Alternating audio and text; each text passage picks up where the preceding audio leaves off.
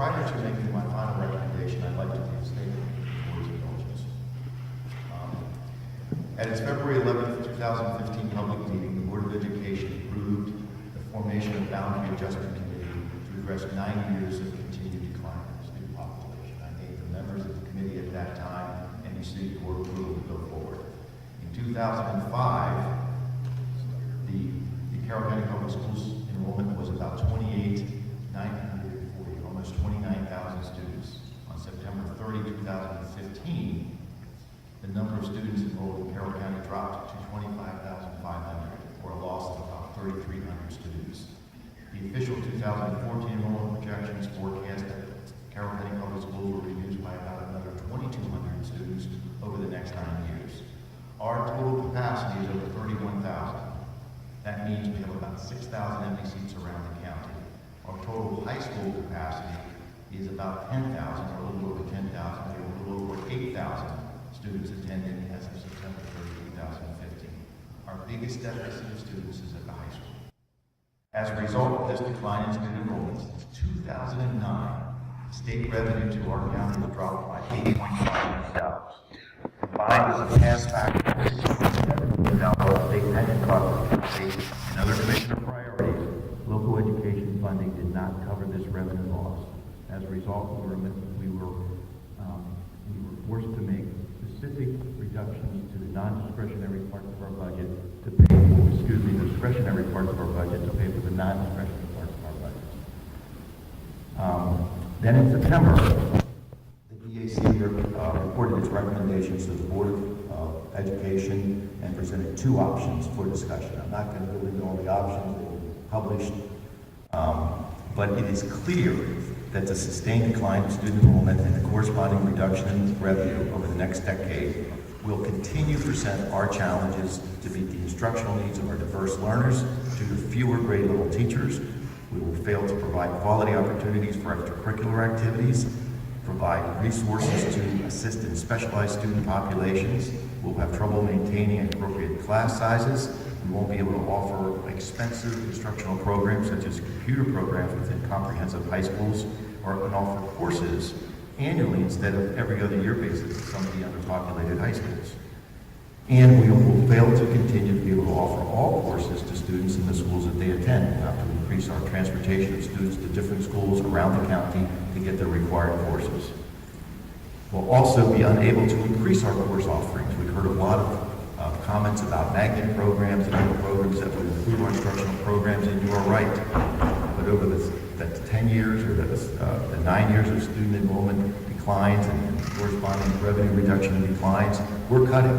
We're not adding. We're trying to maintain the programs that we have without the possibility of adding expensive magnet school programs and buying specialized equipment for specific learners. That's our problem. We don't have enough revenue to do those things that we all want to do. And as we've talked about many times, we're unable to provide our employees with competitive salaries that meet their competitive, their counterparts in other counties. So, we've received a lot of public feedback, which I alluded to. We have received considerable feedback through email, phone calls, letters, verbal comments during public meetings.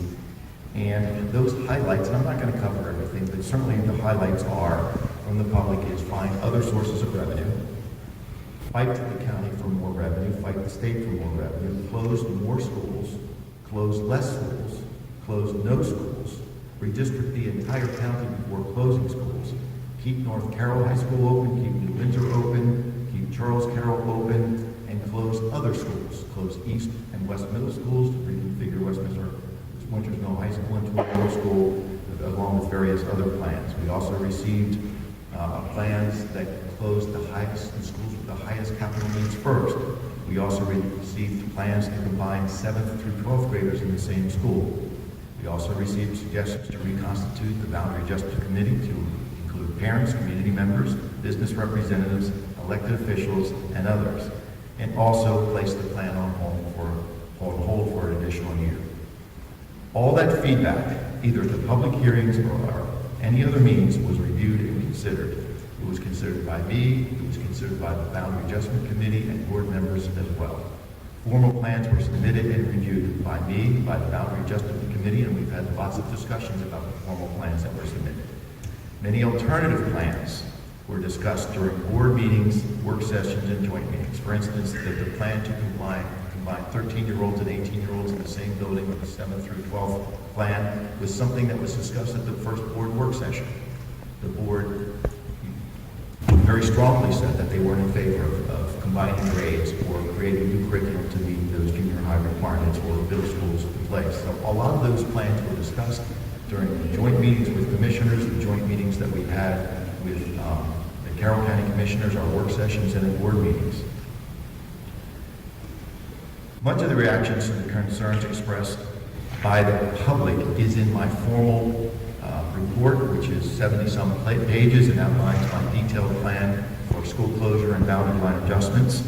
But I'm just going to address some of those now and just highlight them. First of all, citizens who said we should not close any schools and cut spending, we have been doing that since 2009.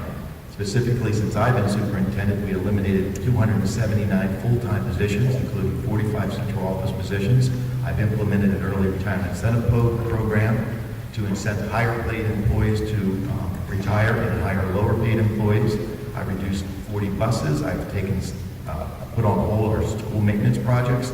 I've eliminated after-school programs and I froze base employee salaries 5 of 7 years. I restructured the work year for selected employees. We reduced the work year for teachers to allow them to have some opportunities to make the same amount of money but work less in sort of an attempt to try to give them some more revenue for different work. We've increased the fees to parents where we were able to, and we eliminated all stabilization funds within our budget and drained our fund balance to provide bonuses for employees. There is nothing else that will bring us millions of dollars that we need, and the number that I've said is we need $14 million to be able to meet what our expectations are, not only for next year, but for the ongoing years after that. Now, the comments that we haven't listened to any public feedback. I disagree with that, and I'll outline some of the recommendations, how the recommendations have changed, and to address some of the public comment that I've heard tonight, and I've heard other places that I've somehow orchestrated the options. That is absolutely not true. I was not a part of the Boundary Adjustment Committee. I deliberately stayed away from it because I did not want to influence the process. I simply formed them. I asked periodically for an update where they were. I found out about their recommendations the same day and time the board did. That was Friday before the board meeting. I received the report and sent it out immediately to the Board of Education. We all received it at the same time. At no time did I have any part in their discussions or pointed them in any specific directions. I appointed people that I believed would best do the work, instructional directors, people who, my finance department, transportation, technology services, people whose job it is to construct educational programs, look at school design, and provide services that we all enjoyed that made this school system one of the top school systems in the county. I did not deliberately put anybody on it from the parent committee, and I'm going to explain why. Adjustment countywide before. In fact, in my most recent memory, although I was not in a decision-making category, I did work in human resources, and I was an assistant to Dr. Ecker for his 8 years as superintendent, for 8 of his 10 years as superintendent. In 2002, a committee was formed to do boundary line adjustments because we were growing. At that time, we had overcapacity schools, undercapacity schools, we had relocatables all over the county, and we wanted to balance enrollments across all schools. So the committee was formed. That committee comprised of 20-plus people. It included parents, it included school officials, it included county representatives. In fact, it wasn't even chaired by a school system employee.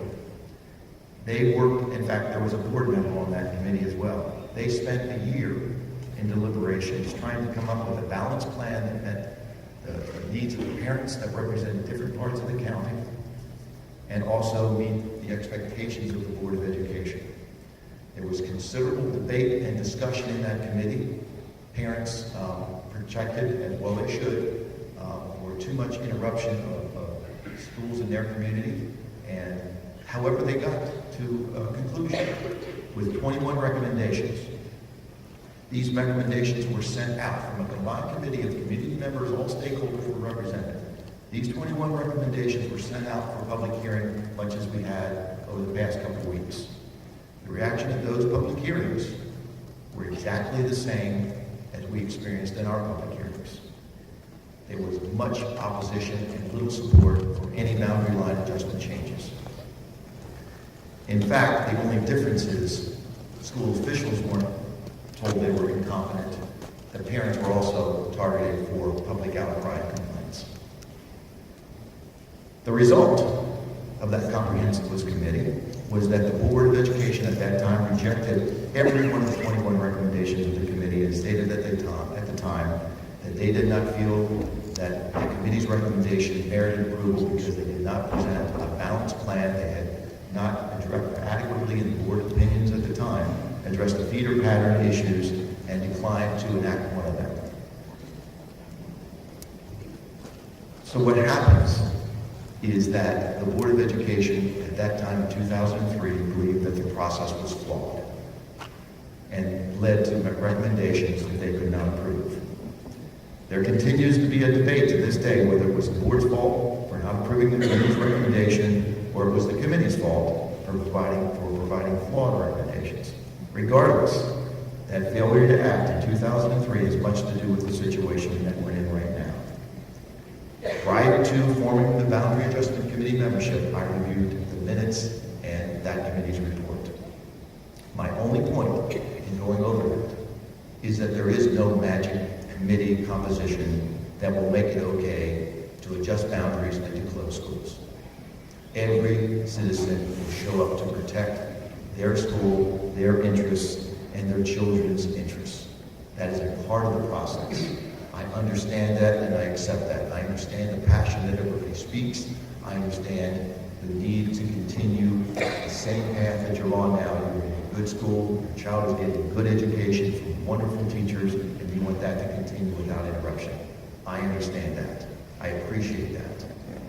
I agree with all of the public comments that touted the success of the students in the schools that I've outlined for closure.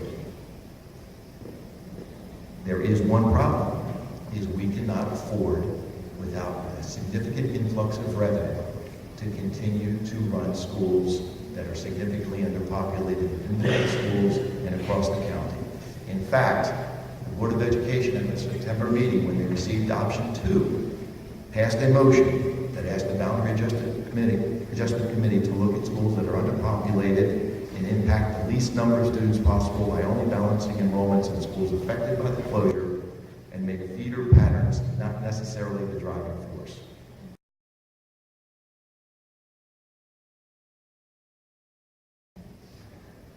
Now let me address additional state revenue, because that's an important point, and several of you mentioned that. We called for an emergency meeting to help me understand what the governor's proposal means, how it affects local county, what are any strings attached to it, and how it will affect our future with sustainable revenue. That all occurred at the start of the December 3rd public hearing when Delegate David Shoemaker read excerpts from a letter written by Governor Larry Hogan that was addressed to Dr. Terry Alban, who's president of the organization, and Mr. Sumter, who's president of the Maryland State Association of School Boards. He proposed adding an additional $4 million to state revenue in Carroll County Public Schools to recognize past decreases in state revenue due to declining enrollments. The 1.2 million addition to that makes the 5.2, as I said earlier in our first meeting and every meeting we've had since May, is already in our budget. That $1.2 million is state law, and I appreciate the governor's releasing that money now, but it's already in our budget. So we're really talking about $4 million, not $5.2 million, because if we fail to get the 1.2, that's another 1.2 in reductions I have to make. So at that meeting, this letter was further clarified, and the impact on local funding was confirmed at yesterday's meeting between all the parties that I mentioned. The board received information through our local government that significant tax increases would not take place. They are interested in certainly increasing the revenue to the boards of education, and we appreciate that they outlined in this and an earlier communication that they were not going to significantly impact taxes to do that. So remember, we're talking about a $14 million increase next year, and there are always three components to get there. Reducing our operating expenses, increases in the state government, and increases in local government. At that meeting, the Carroll County Commissioners confirmed that their expectation is that we will reduce our operating expenses by reducing the number of facilities to meet the number of students we have now and in the future. The governor's representative, Kiefer Mitchell, also indicated while the governor has an interest in us revisiting the process, that school closures were not tied to the money that we will be receiving. Therefore, I reserve this right. After final state, county, and county revenue for Carroll County are received, which would put us in the spring in May, I will review the revenue and required expenditures for FY17 based on our approved budget. If sufficient revenue is received from both the state and the county to meet our negotiated agreements, enact necessary school improvements, and meet mandatory increases in expenses in school expenses without school closures, I reserve the right to bring back a revised school closure and boundary line adjustment to the plan as a plan for the board's consideration. However, based on our current status and the admission by the governor's representative and our delegation that $4 million has to go through a tough legislative process to be approved, and that I have to calculate, we have to go through the negotiated agreement and see what our inflationary increases are. All of those things are unknown at this time. I can only make a recommendation to the Board of Education based on what is known now.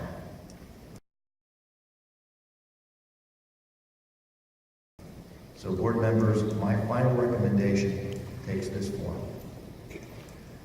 For 2016 and 2017, I am still recommending consolidating the boundaries of Manchester Valley and North Carroll High School and combine the two student populations to Manchester Valley High School. To answer one of the citizens' concerns today, and one that I've heard before, about traffic studies and feasibility of Manchester Valley holding students at its full capacity, all of those things were done. That school is state certified, traffic certified to hold the maximum number of students of its capacity. All the plumbing, all the mechanical systems, all of the infrastructure of that school system built to meet the students in full capacity. That was all certified by the state when it was built. I'm also going to change the wording, which has changed a little bit in some of the public conversations.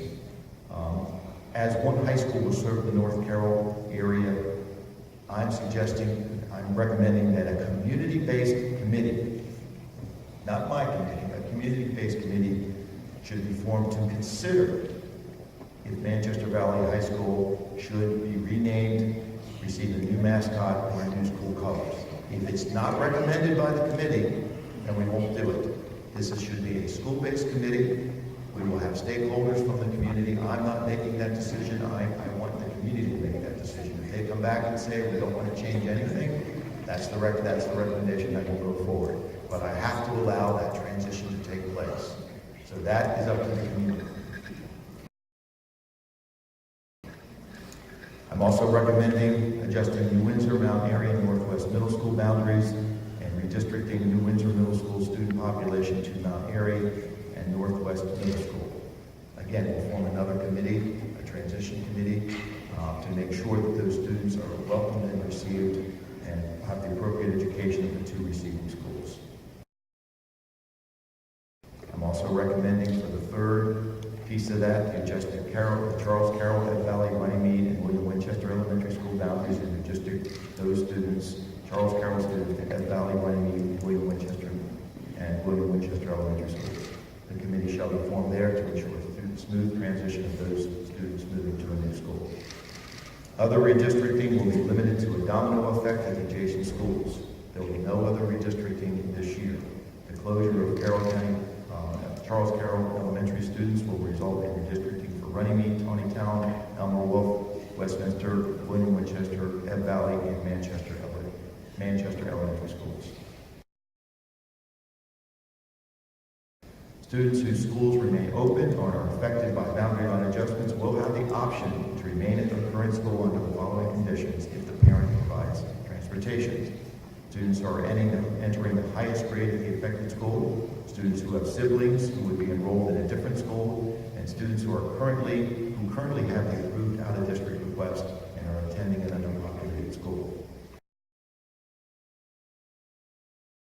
We do have to form a joint committee with the Carroll County government to determine whether any closed school buildings or ground are needed for any other school system purpose.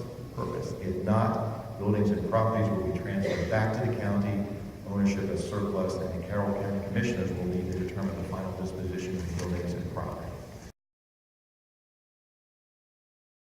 For next year, we will continue to look and meet at school closures for 2 additional schools. I'm not sure how it got transcribed that I said 4. It's 2 additional schools for closing and recommended comprehensive redistricting to balance enrollment. Board members, that's my statement.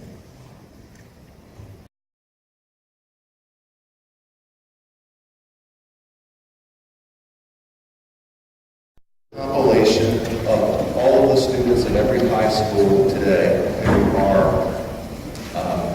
are learning at a location other than that high school for some portion of the school day. So that appendix breaks down into 3 sections or 3 column views.